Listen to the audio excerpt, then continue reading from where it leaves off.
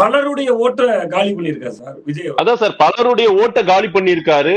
நிறைய ஆப்ஷன் அவருக்கு, இப்ப விஜய்ன்ற ஒரு ஆப்ஷன் வாக்குகளா பதிவாயிருக்குன்ற போது என்ன பொசிஷன் எடுப்பாரு? இப்ப 2026 ரிசல்ட்ல அவருடைய பொசிஷன் என்னவா இருக்கும் சார்? குறைந்தபட்சம் 23 முதல் 25% வாக்குகளை பதிவு செய்வார். நான் என்ன நினைக்கிறேன்னா, சில தொகுதிகள்ல அது வெற்றியாவே கன்வெர்ட் ஆகும் நான் பாக்குறேன். சில தொகுதிகளில் வெற்றி பெறுவார். நீங்க விஜய் போட்டியிடுகிற தொகுதிகளை தவிர்த்து, நான் நண்பர்களிடம் பேசிய வட்டத்துல காரைக்குடியெல்லாம் ரொம்ப நல்லா இருக்குன்னாங்க. நீங்க ஒரு உதாரணத்துக்கு காரைக்குடி சீமான் நிக்கிற தொகுதி சார். தேர்வு பாண்டி போன தடவை அமமுக அலையன்ஸ், தேமுதிக எங்க இருக்குங்க? மாவட்டத்துல தேமுதிகவே இல்லைங்க. நீங்க காரைக்குடி சிவகங்கை மாவட்டத்துல தேமுதிக வலுவான கட்சியே இல்ல. அங்க நின்று தேர்வோகி பாண்டி 45,000 ஓட்டு எடுத்திருக்காரு.